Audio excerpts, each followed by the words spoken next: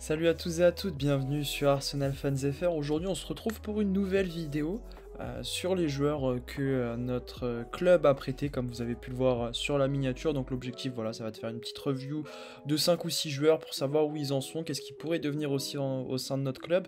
Mais avant tout, je tenais à vous remercier pour les deux précédentes vidéos. Vous avez été énormément à liker, à vous abonner, à être nouveau sur la chaîne, à commenter. Donc merci beaucoup en tout cas d'avoir été aussi présent. On a dépassé pardon, la barre des 600 abonnés. Donc voilà, mais on va commencer tout de suite avec le premier joueur, Kieran Tierney. Alors notre très cher écossais du coup, donc Kieran Tierney a été prêté à la Real Sociedad, vous l'avez vu l'été dernier, parce que Jurien Timber est arrivé, manque de peau, Timber s'est blessé, on a pu Tierney, on a vu sur les réseaux sociaux que ça avait pas mal fait parler.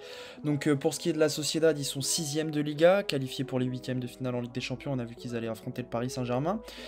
Pour ce qui est en particulier de Tierney, il a joué seulement 9 matchs, il a été blessé très rapidement, je crois contre l'Athletic Bilbao. J'ai parlé avec un des CM de Real Sociedad France qui disait effectivement qu'il avait fait un plutôt bon début de saison, mais que sa blessure avait en fait coupé son rythme là-dedans, l'avait coupé. Et du coup il est revenu de blessure il y a à peu près un mois je crois, et donc là il enchaîne les matchs à 90 minutes, mais c'est pas le meilleur Tierney qu'on connaît. On sait tous que quand il était blessé chez nous il mettait un petit peu de temps à revenir, voilà, il a quand même eu une passe décisive en Liga, et donc là aussi beaucoup se demandaient si cet hiver est-ce qu'il pouvait revenir peut-être pour pallier à la blessure donc là de Timber effectivement, mais aussi de Zinchenko qui est très récente, et le joueur a répondu là sur les médias il y a pas très longtemps, et il nous a clairement dit que non. Donc voilà, sa valeur marchande elle est de 18 millions d'euros. C'est un joueur je pense qui sera vendu cet été, hein, je pense sincèrement, donc on fait attention à sa valeur marchande. Est-ce qu'elle pourrait augmenter avec la deuxième partie de saison, avec la Sociedad qui peut se requalifier en Ligue des Champions? Pourquoi pas faire un beau parcours? Pourquoi pas éliminer le PSG? On sait pas, avec un Tierney qui va enchaîner les matchs. Et aussi pourquoi pas aussi l'Euro 2024, l'Écosse est qualifiée. Donc voilà, moi personnellement si je devais me projeter, je pense pas que Tierney rejouerait sous notre maillot. Maintenant on sait pas s'il fait un excellent début de saison, mais si je devais mouiller, je pense que on reverra pas Tierney sous nos couleurs, et j'espère qu'on pourra le vendre à une petite vingtaine de millions l'été prochain. Le joueur suivant, c'est Mika Bires. Bires, je crois que ça se prononce comme ça. Donc il est tout jeune, c'est un 2003, il a 20 ans. Il a signé à Motherwell cet été en prêt. Il avait été très bon il y a une ou deux saisons, je crois, avec les U21. On l'avait récupéré de Fulham. Là, c'est bien, je vais pas dire de bêtises, mais c'est l'un de ses premiers prêts.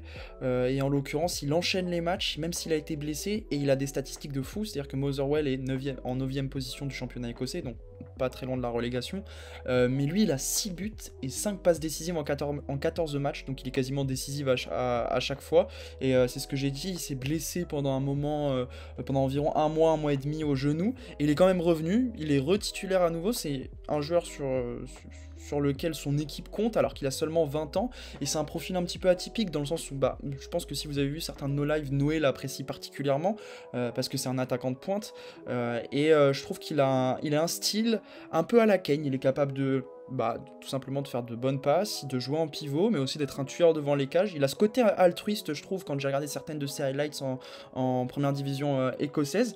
Ouais, je pense que c'est un prêt qui est super intéressant parce qu'il stat pas mal. Sa valeur marchande est très faible, hein, il a que 650 000 euros. Je trouve ça intéressant dans le sens où je pense que la saison prochaine, il pourrait refaire un prêt, mais cette fois-ci soit en deuxième division anglaise, soit pourquoi pas dans un club de bas de tableau en première ligue. Pourquoi pas? C'est-à-dire que s'il finit la saison avec une douzaine, quinzaine de buts, ça peut effectivement intéresser d'autres clubs un petit peu plus calibrés, où il pourrait avoir du temps de jeu dans un championnat qui pourrait lui permettre d'encore plus progresser. Après, est-ce qu'il aura sa place à Arsenal? Je pense pas. La saison prochaine, c'est sûr que non, mais en règle générale, pourquoi pas, et c'est un jeu en tout cas que beaucoup de supporters aiment bien, notamment ceux qui suivent l'académie régulièrement. Alors le joueur suivant, c'est l'un de mes préférés, Brooke Norton-Cuffy, j'espère que je le prononce bien. Lui, c'est pas son premier prêt, il les enchaîne, et à chaque fois, il a minimum 15 ou 20 matchs de jouer à chaque fois qu'il est prêté quelque part. Il a fait un peu de League One, un peu de Championship, là il est à Millwall, donc pareil, il enchaîne énormément de matchs, il joue piston droit, si je dis pas de bêtises, il a 2 buts et 2 passes décisives, et les fans de Millwall l'adorent tout simplement. Il est très apprécié parce qu'il enchaîne les matchs, et tout simplement il est bon. c'est un joueur qui est très puissant, qui est capable de provoquer en 1 contre 1 pas mal de ses vis-à-vis, et je pense que c'est un dispositif qui le met particulièrement en valeur. Si on veut se projeter un petit peu plus sur nous, Arsenal, c'est pas sûr qu'on puisse repasser à une défense à 3, mais je pense que c'est intéressant parce que tout simplement, tu pourrais avoir un latéral droit qui monte beaucoup plus haut. Pourquoi pas avoir un latéral droit dans le profil intérieur à la Zinchenko, mais dans l'autre côté si jamais il revient à Arsenal, ça je sais pas. Mais en tout cas, c'est un profil qui est tout autre que Ben White, et je pense qu'il est beaucoup plus intéressant qu'un Cédric Soares sur le banc pendant 6 mois, 1 an, donc avec un salaire exorbitant. Donc il a seulement 19 ans aussi, je l'ai pas dit. Voilà. C'est un joueur qui, je pense, pourrait avoir sa chance, pourquoi pas l'année prochaine dans la rotation. Je pense que la pré-saison pourrait être particulièrement intéressante pour lui. En attendant, le prêt à Millwall, c'est l'un des prêts les plus réussis, puisqu'il est en Championship, dans un championnat qui n'est pas facile, et il enchaîne les matchs, comme je l'ai dit tout à l'heure. Donc, et il est à un poste où nous, on a un peu d'incertitude. Pourquoi pas avoir l'année prochaine? On attend de voir ce que vont donner le reste de sa saison. Mais comme je l'ai dit tout à l'heure, c'est un joueur qui est très très apprécié et qui est aussi très bon, qui a un profil un peu à la Maitland-Niles. Et je pense que ça pourrait nous servir à l'avenir. Et puis c'est un enfant du club, donc pourquoi pas. Allez, cette fois-ci, on enchaîne avec Albert Sambi Lokonga, l'un de mes chouchous. J'étais tellement content quand il avait signé au club. Je trouvais que c'était un profil qui nous manquait. Donc, il est arrivé un peu en supplément de Thomas Partey à l'époque. Donc, c'était il y a 2 ou 3 ans, je sais plus exactement. Et sauf que, il a fait au tout début de match, moi, je trouvais très convaincant. À l'époque où il y avait une sorte de marasme collectif, début de saison 2021-2022. Vous vous en rappelez, où le début de saison avait été chaotique. On s'était bien rattrapé par la suite, vu qu'on avait terminé 5ème. Voilà, Lokonga n'a pas réussi à regagner sa place, à regagner la confiance d'Arteta. Enfin bref, il est prêté à Luton Town, après un prêt peu satisfaisant à Palace, où il avait un petit peu perdu sa place par la suite.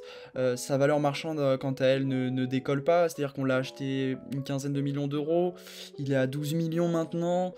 Il y a aussi l'Euro 2024, j'en ai parlé avec Tierney, mais pour lui c'est pareil. Il souhaite du temps de jeu, donc est-ce que ça va augmenter si jamais il est sélectionné? Le point positif, c'est que maintenant il enchaîne un petit peu plus avec Luton Town. Lui aussi, il avait été blessé en début de saison, donc c'était pas bon signe. Il a eu une passe décisive, je crois, récemment face à Chelsea. Donc voilà, s'il gagne sa place petit à petit dans une équipe de Luton Town qui est pas dégueulasse, moi je trouve qu'ils avaient été bons contre nous. Ross Barkley, il est sur un nuage.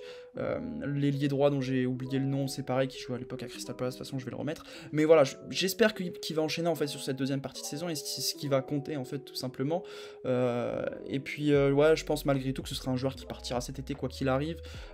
Il a besoin de jouer régulièrement, il le dit souvent. Moi j'aime beaucoup le joueur, j'ai envie d'y croire, mais je pense qu'il va partir, c'est dommage, mais j'espère qu'il va s'acclimater, je vais y arriver un tout petit peu à la première ligue, sur cette deuxième partie de saison, parce que ce joueur-là n'enchaîne pas les matchs. Donc voilà, c'est un joueur que j'aime. Maintenant, je pense aussi qu'il partira cet été et qu'on fera sans doute une plus-value sur lui. Et là, on arrive sur Charlie Patino, peut-être le joueur avec le plus de potentiel parmi les joueurs qu'on a prêtés. Peut-être un joueur qu'on aurait bien aimé voir cette saison. Moi, je pense que le prêt, encore une fois, c'était une très bonne solution, encore plus en Championship. Donc, il est à Swansea, qui joue un petit peu le bas de tableau en deuxième division, mais il a 24 matchs quand même de Championship. Il a été titulaire à 13 reprises, et surtout pour un milieu de terrain, donc il joue 8 de ce que j'ai compris. Je crois que c'est un peu un milieu à 2, Swansea. Il est quand même à 3 buts et 4 passes décisives, ce qui est loin d'être dégueu au final. Sa valeur marchande, elle est équivalente à celle de Lokonga. En plus, il a 12 millions d'euros, il a seulement 19-20 ans. Moi, je suis hypé dans le sens où je pense sincèrement qu'il pourrait être dans la rotation la saison prochaine. Et aussi, c'est l'un des petits aspects où je peux en vouloir un peu à Arteta, c'est que j'ai l'impression qu'il fait pas trop confiance aux jeunes de l'académie. Alors, on parle de Smith Rowe, de Saka, etc. Mais bon, ça date maintenant d'il y a 2-3 ans, même plus. Là, j'aimerais bien voir un Charlie Patino en début de saison prochaine avec le groupe, voir ce qu'il donne à la prépa. Et je pense que lui, il a un plafond qui est au-dessus de celui de Norton Cuffy. Donc voilà, moi j'ai hâte. Je pense que ce prêt-là, j'espère que ce prêt-là sera son dernier avant qu'il puisse, pourquoi pas, enchaîner chez nous. S'il est prêté, moi je demanderais quand même un club de première ligue, parce qu'on a vu qu'il s'était étoffé physiquement, et je me demande aussi si ça peut pas être un peu notre relayeur gauche, quoi, celui qu'on cherche un petit peu, même si Havertz revient bien depuis 2 mois. Donc voilà, je pense que il aura 21 ans, il aura mûri. Je pense que ça va être le moment où il pourra peut-être enchaîner chez nous, et j'espère que ce sera le cas, parce que c'est un vrai bon joueur, et si la Juve, j'ai vu, bon, c'est des sources un petit peu infondées, mais j'ai vu que pardon, je vais y arriver, que la Juve était un petit peu sur lui, avec un échange avec Moïse Kean, j'ai pas tout compris. Moi, je pense que Charlie Patino, c'est une perle. Donc la perle, faut la garder, et on verra bien ce que ça va donner pour la suite de sa carrière. Mais en tout cas, moi je pense qu'il sera gardé l'été prochain, et on va voir tranquillement ce que va donner la fin de sa saison. Et enfin, on finit avec Marquinhos, peut-être le plus gros flop de la liste, même devant Lokonga, non pas par rapport à son vécu à Arsenal, mais tout simplement par rapport à son prêt, puisqu'il a que 149 minutes, je crois, 7 matchs seulement, même pas une titularisation à Nantes. Tout le mois d'octobre et de novembre, j'ai vu qu'il n'était pas dans l'effectif, je vous mens pas, je sais pas si c'est parce qu'il était blessé ou pas. Peut-être qu'il subit un peu la dynamique du FC Nantes, je discute avec quelques supporters nantais, mais ouais, ce prêt, c'est un flop. Il a aussi envie de participer au tournoi pro-olympique de la CONBOL, là c'est noté, donc qui figure pas parmi les dates de la FIFA, donc est-ce qu'il pourrait être prêté dans un autre club qui accepte cela? Moi j'ai peur qu'il aille pourrir un petit peu avec les U21 de notre club. C'est dommage parce que bah on l'a acheté il y a une saison et demie, et on aurait bien aimé soit avoir plus de temps de jeu, soit au moins un prêt. Est-ce que le gap de Ligue 1 était un peu trop haut et qu'il aurait dû passer par la Belgique ou la D2 en Championship, ou même la Suisse, ou je ne sais pas, ou peut-être même l'Espagne qui est un championnat un petit peu moins physique? Je sais pas, mais en tout cas Nantes veut couper court au prêt, et je pense que c'est assez significatif. Il a que 20 ans. Je pense qu'il aura d'autres occasions de se mettre en valeur, mais c'est vrai que ça aide pas trop, et moi je pensais que ça allait être un prêt qui allait, pourquoi pas, lui faire du bien, sachant qu'on sait que certains de nos joueurs en Ligue 1 ont tout défoncé. Je pense à Balogun la saison dernière, je pense à Saliba il y a 2 ans, donc ouais, c'est vraiment un coup dur, et je pense que Marquinhos sera reprêté la saison prochaine. Donc voilà, c'est la fin de cette vidéo. N'hésitez pas à dire vous ce que vous en avez pensé de la vidéo. Vous pouvez mettre un pouce bleu, un pouce rouge, peu importe. N'hésitez pas aussi à dire ce que vous pensez des joueurs qu'on a prêtés, parmi lesquels est-ce que vous voyez un futur dans notre club, est-ce que vous voyez certains qui vont être vendus à 100%. N'hésitez pas à donner votre avis tout simplement. Et puis on se dit très certainement à une prochaine. Il y aura certainement un live après notre match de FA Cup avec notre maillot blanc No More Red. Donc voilà, merci à tous et à toutes d'avoir suivi cette vidéo, et puis on se dit à une prochaine. Salut!